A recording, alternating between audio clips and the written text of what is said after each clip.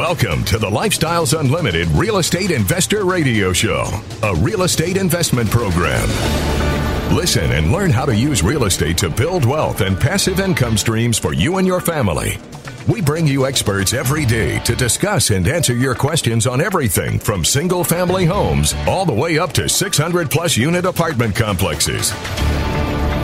And now, the Lifestyles Unlimited Real Estate Investor Radio Show. Hello and welcome to the show. This is Andy Webb with Lifestyles Unlimited, and as always, we're working on your financial freedom. Well, hey, Happy New Year. We made it across another threshold, and glad to be here. And thinking about financial freedom, I have to ask you, what are you doing to work on your own financial freedom? Do you have any goals, any resolutions since we're thinking about the new year? Do you maybe want to double or triple or heck quadruple your net worth?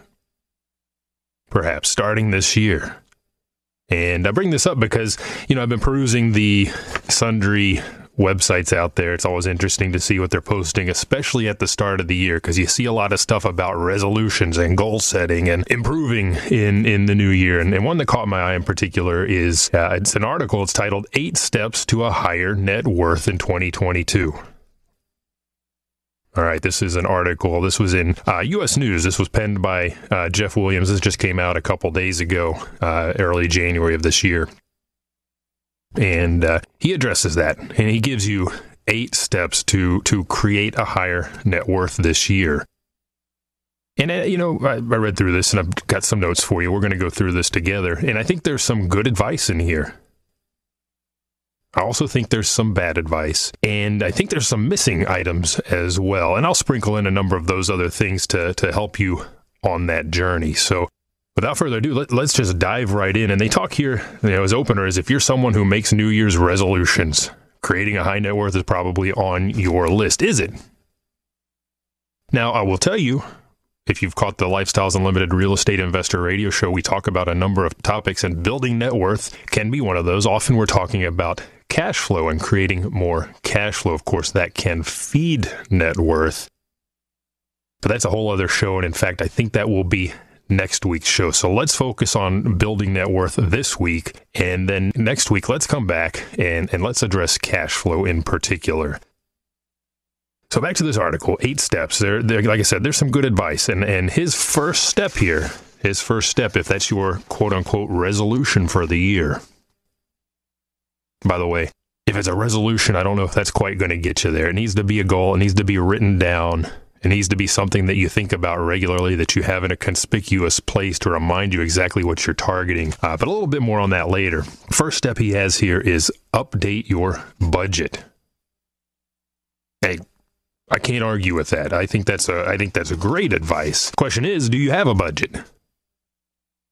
Well, if not, maybe that's a good place to start. And I'll just tell you what I like to do. We've got, just in Excel, I just track what we're spending in sundry categories. In fact, he mentions here, he references a number of financial advisors throughout this article from different locations. And this gentleman he's quoting is in Knoxville, and he talks about evaluating your monthly budget in buckets of quote-unquote important expenses, lifestyle expenses, as well as non-essential expenses. That's exactly what I do.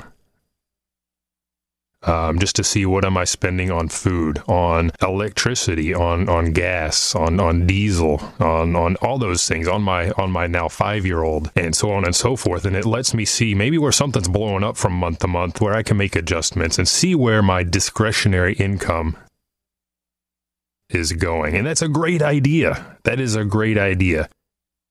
And I'm going to tell you now, that budget is just one part of the puzzle. And what that effectively represents is your cash in and your cash out. And that probably ties to next week's show, talking about cash flow. So it's kind of a P&L, profit and loss of sorts. And it's interesting, if you read through this article, again, 8 Steps to a Higher Net Worth in 2022 on U.S. News, it takes them 4 pages to get to that missing component, and they don't even go into details there. What is missing is a benchmark. If we're talking about net worth, do you know what that is already? Have you sat down and figured that out? How do you do that? Well, if a budget represents your cash in and out, your profit and loss essentially, and you can add your income and all the things that flow in as well there. Not just what's flowing out. You want those to balance, or ideally you want to have a surplus at the end of the month from that cash in. But what's missing is what I'll call the balance sheet side of things. That's your personal financial statement. And he doesn't ever mention it in this article in that sense, but we've talked about it on prior shows. It's very, very important if you're going to measure your net worth, and if you want to grow a higher net worth, where are you starting? If you don't know that number, how do you know if you're growing? So what does that balance sheet look like? It's basically a list of all of your assets on one side and all of your liabilities, all of your debts on another. And here I'm not talking about the actual cash flow that's going out, but the actual level of that debt. For example, if you have a home mortgage that sits at $150,000 right now, you're paying $1,000 a month on it, but you're at $150. Next month, you'll drop to $140 and some change, right? $149.5, $149, $140. That's what I want to focus on, is the actual level of the debt. And your net worth is simply those assets that you have minus those liabilities. So if you haven't done that, forget about the budget for now. If you want to measure and grow your net worth, we need to have a benchmark, and that's your starting point right there. Now, the second question might be forgetting about resolutions, but more thinking in terms of goals. Where do you want to get to? Where do you want that net worth number to be at the end of the year? Maybe at the end of 5 years. Somewhere in between. So if you haven't done that already, start by looking at all of your assets. That can be the value of your home. If you have rental property like I do, the value of those rental houses or the portfolio of passive apartment investments, your car, your truck, anything like that, what you have in your 401k and those other retirement accounts, what you have in the bank, those are your assets. Your liabilities, of course, then, like we mentioned, the mortgage on that house, any car note you have, if you're still schlepping around those student loans, credit card debt, and so on. Sit down and figure those out. And that's going to get you your net worth. Again, assets minus liabilities. And then after you've done that, well, are you trending upward or downward with your cash flow, with your profit and loss? That's the budget. So if you don't have a budget, you need to do that as well. So that's your homework out of the first segment, I would say, is if you haven't done these things already, sit down and figure out your assets minus your liabilities equals your net worth, and then get together that monthly expenditure list that you have. Hold that against your incoming cash flow from jobs or wherever. Are you positive? Are you negative? Is that going to be taking you in the right or wrong direction? We'll carry on when we come back. Stick around.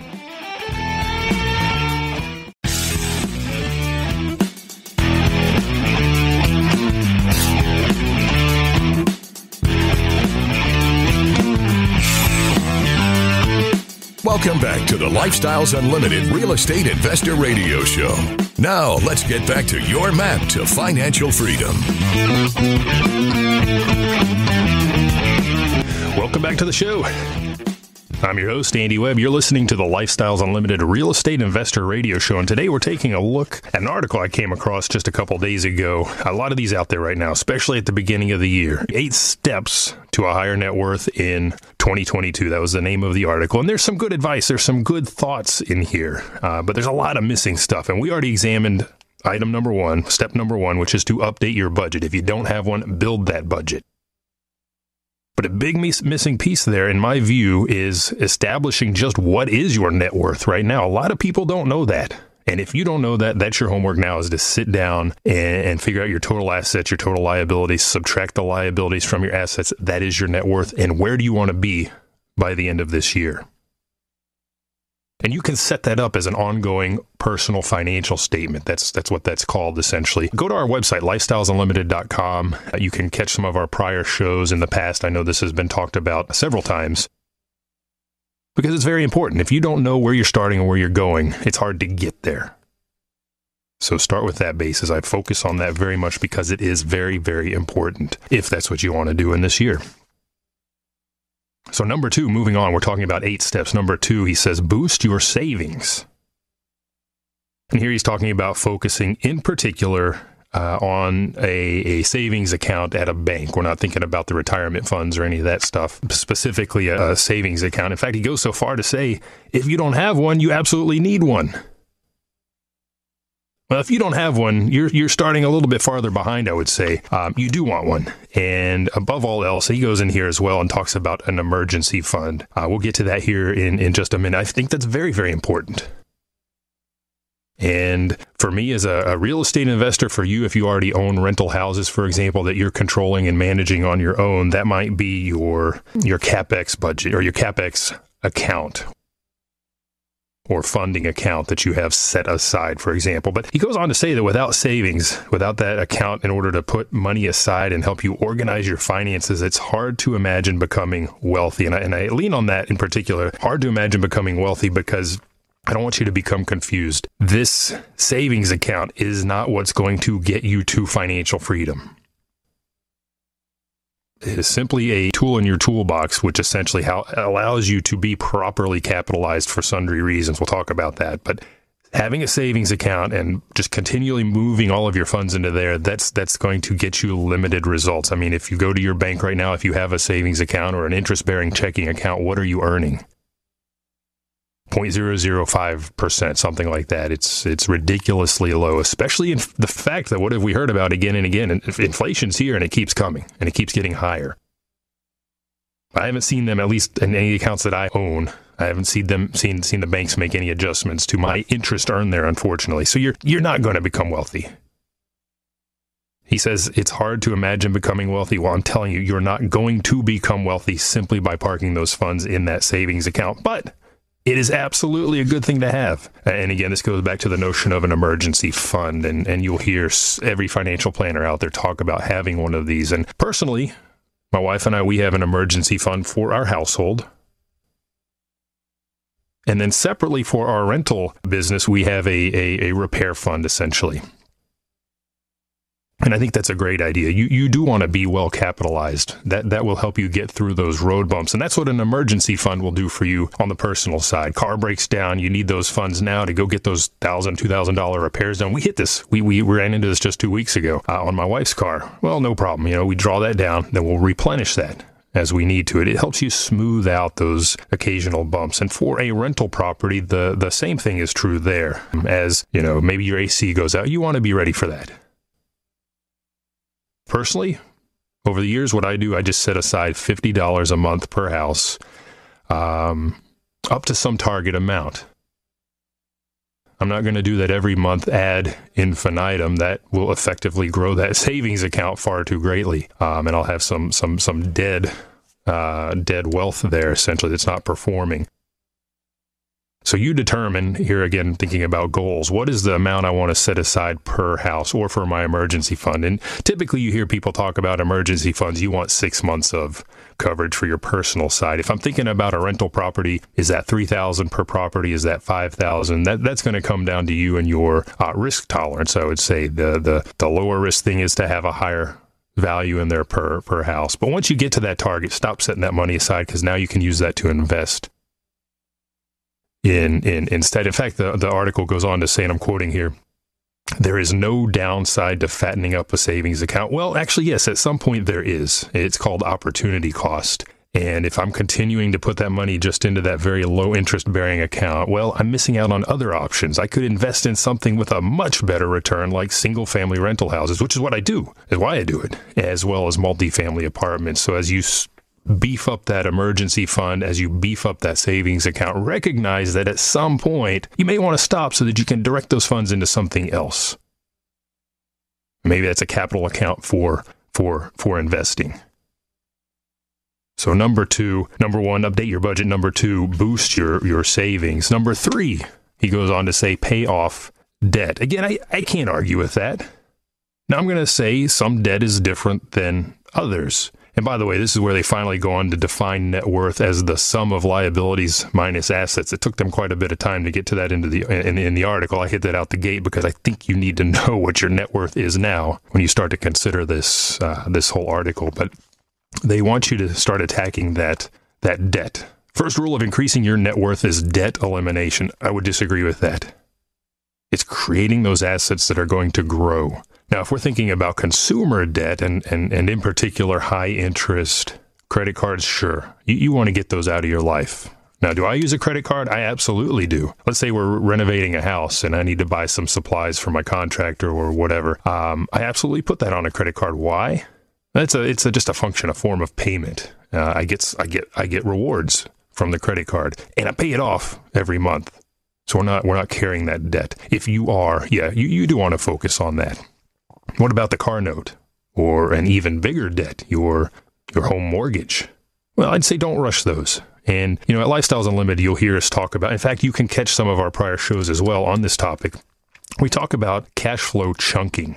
And it's really a notion where you think about the debts that you have, the payments that you're making every month. This goes back to the cash flow side of things. Again, we'll talk about that more next week. But you want to pick up chunks of inbound cash flow to offset those outbound debts. This is where knowing your budget is very helpful, by the way. And you can target. So credit cards, get those gone. But that car payment, that monthly mortgage payment, I would focus on chunking instead. And maybe if your car payment, let's say it's $500 a month, get one single family house that's bringing in $500 every month. And that goes right out to cover that payment. And instead of just throwing all your money at that debt and having nothing but being debt free at the end of the day, what you've done instead is put that money into an appreciating asset. It's paying you now to cover that debt flow. But when you're done, when that debt is paid off, you still have that asset. You still have that cash flow. You still have that appreciating house or apartment community. Home mortgage, whole other thing, people talk about having the paid off home. Here's the problem. That becomes what's called dead equity. There's something else you can do with that. Stick around. We'll hit that when we come back from the break. And number 4, we'll talk about retirement. Stay tuned.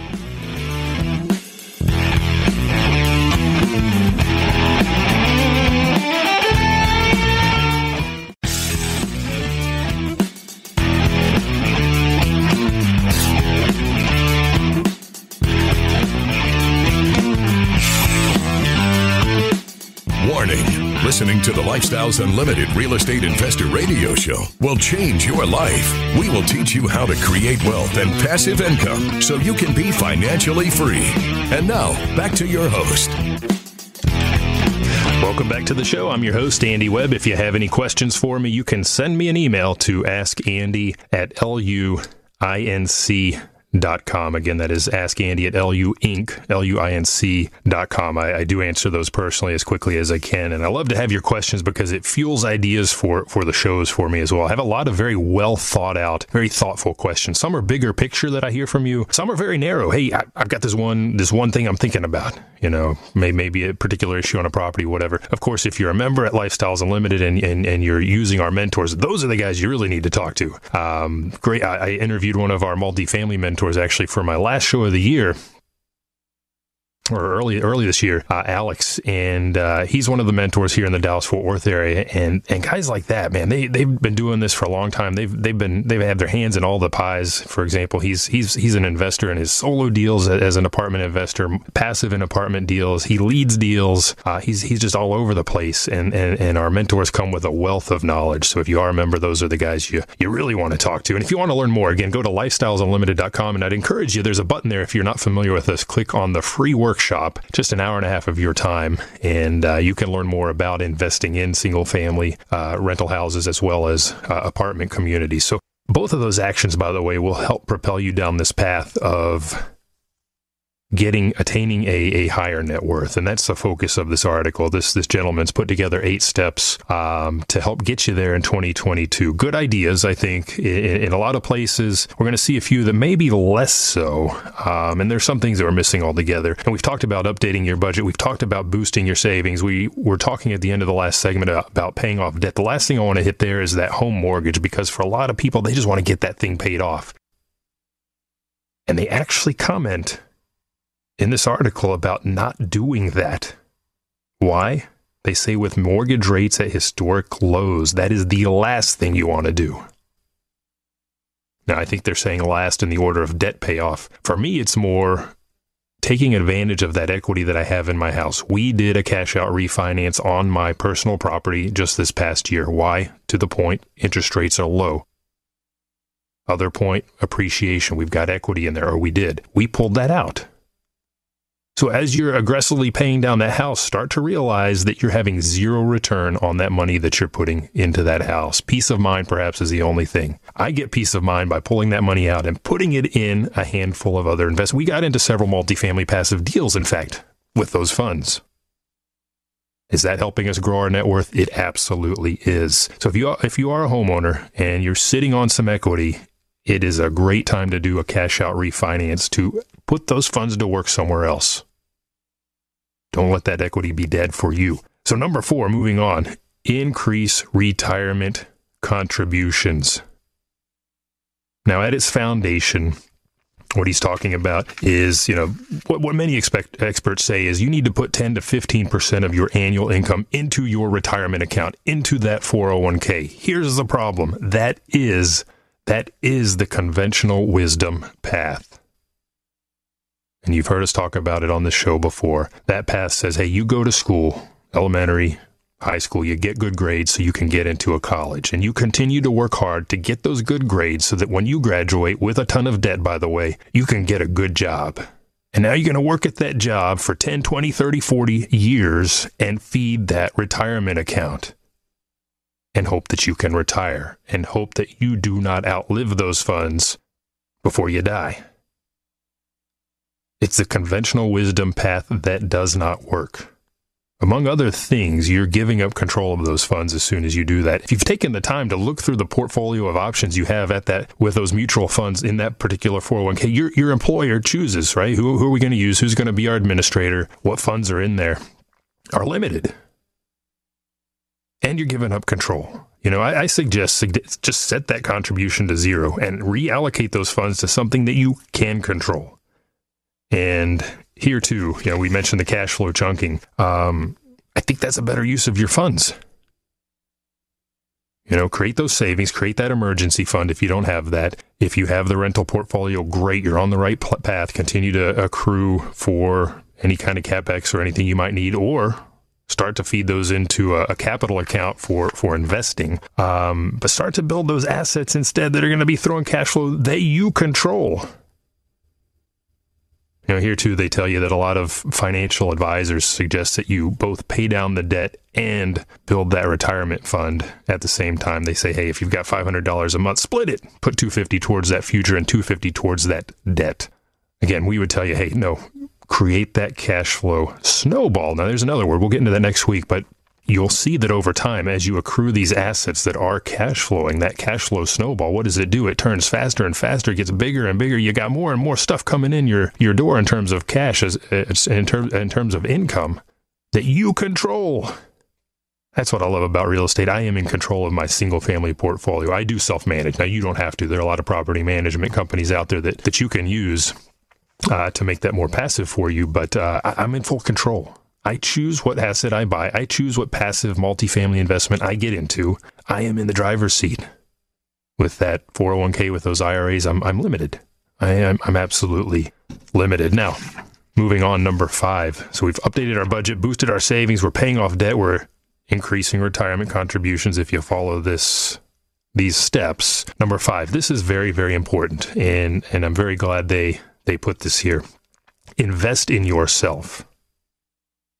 And I think too little, we just don't do that enough. Once you get out of college, that's when you've invested in yourself. I'm going to school, I'm going to get that diploma. Now I'm done. And that's the problem. Now I'm done. You put a fork in it, it's done. But it shouldn't be. You need to focus on continuous learning. And this notion of investing in yourself, I applaud this. It is wonderful advice. Now, specifically, unfortunately here, he goes on to say, think about going back to school. Think about getting that graduate degree. Oh, by the way, and weigh your potential earnings with that graduate degree against that graduate school student loan debt. I'd say instead, invest in yourself and learn about what we're talking about on this show and what we'll get into next week as well, learning about real estate investing. Well, how do you do that? I already mentioned once, you can go to our website, lifestylesunlimited.com, register for the free workshop, and it's just an hour and a half of your time. That is a great investment in yourself to start. Of course, there are other options. You may want to look around your community, see where there are real estate events going on. There will be a lot going on right now. Everyone likes to hit the ground running in the new year. I just checked a couple of places. Meetup.com is a good place to go. Facebook, bulletin boards, whatever they're called these days. You can find groups that are publishing their meetings and whatnot. Lifestyles Unlimited, of course. But get out there and network and talk to people that are successfully doing what you want to learn about and that you want to do. Again, as part of thinking in terms of net worth, as part of your plan, your trajectory to get to that higher net worth by the end of the year, next year, 3 years in, 5 years in. And I'll tell you, as far as Lifestyles Unlimited goes, there's no better place than our case study. We do these on Thursdays. I know there's one coming up. We've got them going on in Houston, here in the Dallas-Fort Worth area, San Antonio, Phoenix. We do these virtually as well. In fact, if you're on Facebook, you can follow us there. Those are broadcasts there. If you use YouTube, subscribe. We broadcast those there as well. It's a great opportunity to see the numbers around single family and multifamily to learn and to understand how the numbers work, what people did to reposition that single family or that multifamily property to increase the cash flow and to create wealth. And it's that wealth creation that'll propel you down that path of net worth growth. Questions for me, you can send me an email to askandy@luinc.com. Again, that is askandy@luinc.com. I do answer those personally as quickly as I can. And I love to have your questions because it fuels ideas for the shows for me as well. I have a lot of very well thought out, very thoughtful questions. And there's one place, actually, I said there's no better place than our case study. Let me revise that. There is one better place, and it is coming up soon. It's our Wealth and Passive Income Expo 2022. That's going to be March 16th through the 19th in Houston. Passes are on sale now. You can go to wealthandpassiveincomeexpo.com to learn more. A lot of education there, a lot of networking. That is going to be a great place to be. Continuous learning, very, very important. Stick around. We'll be right back.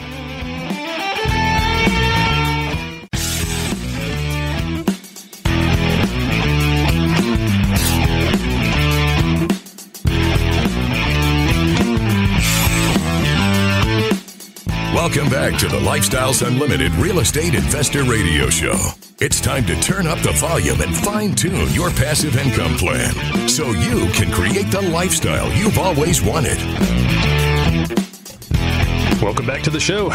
I'm your host, Andy Webb, and I do want to give the website to learn more about our financial freedom program and the 2-day seminar. First on day one, single family. That website is Give Me Total Freedom, all written together, givemetotalfreedom.com. And you can see when we have our upcoming 2-day seminars. You can do those online, by the way, if you're still a little bit shy about getting out there. But we have them going on in person. You can see Houston, Dallas, Denver, Austin, Jacksonville, Florida, Richmond, Virginia, Phoenix, Arizona, just to name a few. And if you use the promo code when you register, Save Big, all caps, that's going to give you a 2-year membership at a massive discount. So learn more at givemetotalfreedom.com. If you have any questions for me, you can send me an email to askandy@luinc.com. I hope you're ready to hit the ground running. Here we are. We've turned over a new calendar year, 2022, and we're talking about 8 steps to a higher net worth in 2022. And that's the name of an article, actually, that I came across a couple days ago on U.S. News. And we've looked at a number of those steps already. And some of these are very good things to do. Updating your budget. Now, they failed to talk about creating that personal financial statement that tells you what your net worth is. Very, very important part of this conversation, of course. If you missed any of the earlier show, you can go to lifestylesunlimited.com, click on the radio tab. We do archive the podcast there. So we've talked about a couple of these bullet points already. The last three, investing in yourself, by the way, we talked about is number 5. I think that should be one of the first things you do, is investing in yourself. And unlike the article, I don't mean going back to school. I don't mean spending more money, taking on more debt for yet another diploma. I mean learning about real estate investing in among other places, a platform like Lifestyles Unlimited, great place to be. And I mentioned the Wealth and Passive Income Expo because that is coming up here in just a couple of months. It's going to be March 16th through the 19th in Houston, Texas, and those passes are available now. I want you to go to wealthandpassiveincomeexpo.com to learn more about that. I'll be down there. I hope to see you as well. And on the notion, by the way, of continuous learning, I was just looking through the calendar for January, what's going on more broadly at Lifestyles Unlimited. I can see, for example, when the 2-day financial freedom seminars are going to be and where. A number of things going on outside of Texas right now. But for example, here coming up on Wednesday, the 19th, there's a webinar on Federal Pacific panels. What is that? If you don't know, it's a type of fuse box that I like to replace. and the topic is what to know. And that comes up in a lot of our conversations. That's part of the rehab we do. That's part of I'll go to that because that's part of the continuous education that I'm always feeding myself to invest in myself and to become better. I just bring that up as an example, very concrete example for you, ways that we can help you continue to grow as well. So moving on, and there are a couple of very concrete things that the gentleman gets into here. Number 6 on the 8 steps to increasing your net worth, lower your tax bill. That makes sense. That's something we all want to do, isn't it? Keep more of what we make. Uncle Sam, I love Uncle Sam, but boy, he's a demanding guy. That's a real demanding guy, and he's always wanting to get his grubby mitts into my kitty. Well, we want to lower that tax bill, and there are a couple of ways we think about that from the real estate investor perspective. Of course, typically you're thinking IRS income tax. And with real estate investing, the great thing is we pay low to no taxes on our cash flow if we're doing it right.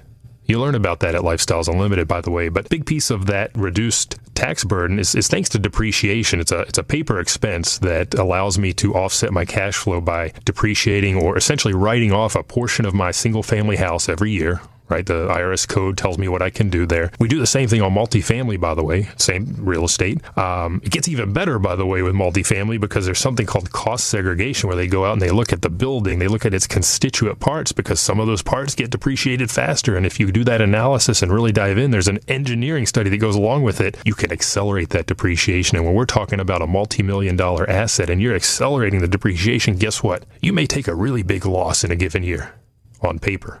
And that's the beauty of it. And I encountered this personally myself this year. I was coming towards the end of 2021, and we did really well on our cash flow on our properties in 2021. I thought, okay, do I maybe want to go ahead and pay my property taxes? I normally pay those in January of the following year. That's what's allowed in Texas. I debated, do I need to pull those property tax payments forward to create a little bit more expense because we had such a banner year?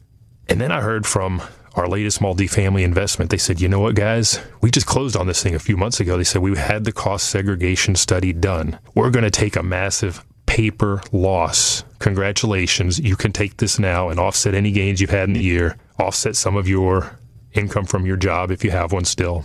I said, great. I don't no longer have to consider pulling those property tax payments forward. I'll treat them as normal because that loss right there is going to keep me negative in the eyes of the IRS. I am effectively lowering my tax bill. All legal. The other thing, of course, is when I go to sell one of my houses, I will do a 1031 exchange and I will defer the capital gains. So I will be keeping more of my money and rolling that into the next investment or 2 or 3. If you're not sure what a 1031 exchange is, again, go to our website, lifestylesunlimited.com. There's a search bar at the bottom and you can search for that. Great way to not avoid, we're not talking tax avoidance, but defer those, continue to roll those forward so that you can grow and so that you can continue to grow your net worth, which is the topic for the day today.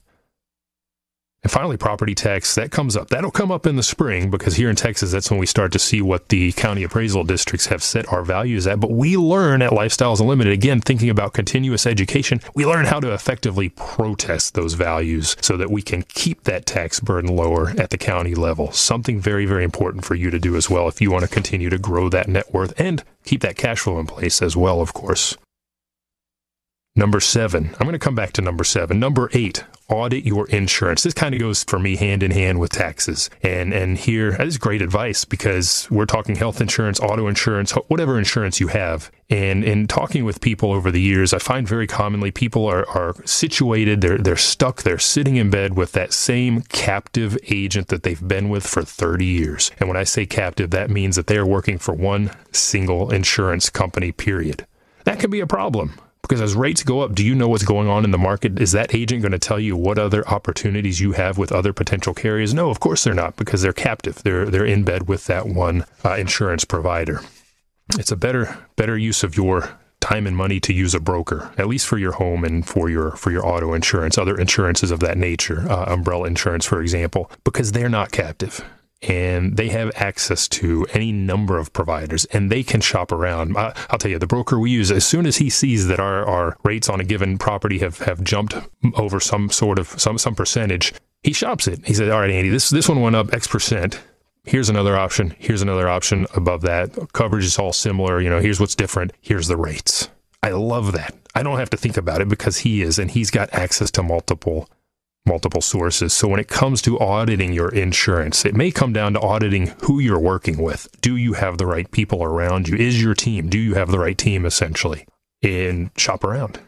Simply shop around. Now, health insurance, different story. And that's a common discussion that I see in real estate groups. People are they're building that net worth. They're adding to their cash flow every couple of months. They get a new house in their portfolio, more cash flow. That snowball's getting bigger, and they're starting to think about early retirement, exiting the workforce at 30 years old. Is it possible? It absolutely is if you're not stuck on that conventional wisdom path. But then the topic of health insurance comes up. How can I retire early and lose my employer's health coverage? Look, people do it all the time. People do it all the time. There are lots of options out there. And I've gone through this conversation as well. And what have I done? Gone out to that network and talked to people and said, hey, what are you doing? What are you doing? Research, learn, because you're not alone in this. If you're operating as a lone wolf, that may be a problem. You need to get out and surround yourself with people that are doing what you want to do and doing it successfully. And that will help you answer that very question. If nothing else, add a little more cash flow, buy that plan, done. So going back to number 7, improve your career. I didn't like the ordering that he put here in his article. Number 7, improve your career. Basically, do something to earn more. Do something to continue working. Ask yourself, do you really want to keep working for the next 10, 20, 30 years? That is the conventional wisdom path. Work until I've put enough aside in that 401k or that IRA account, a big enough nest egg that I think I feel comfortable retiring. Well, looking at Medicare, early retirement, 62, maybe if I wait to 67, I'll get X% more, or even 72. What he's encouraging you to do here is to continue down that conventional wisdom path, and that path gets very few people to the finish line.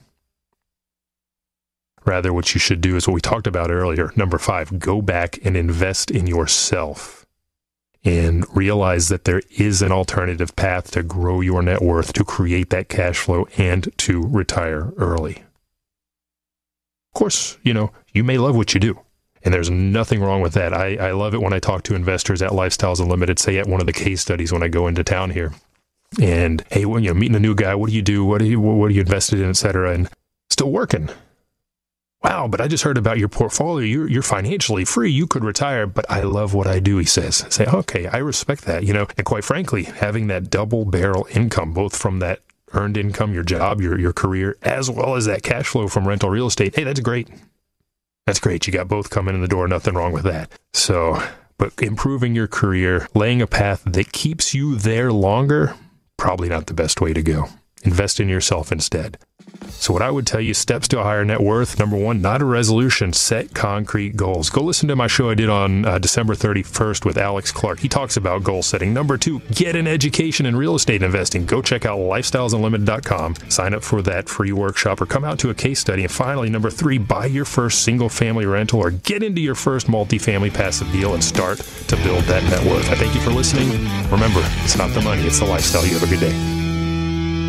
The Lifestyles Unlimited Real Estate Investor Radio Show is for entertainment purposes only. Please consult a professional regarding your personal investment needs. Nothing presented on the Lifestyles Unlimited Real Estate Investor Radio Show constitutes an endorsement, recommendation, offer, or solicitation to buy or sell any product or security.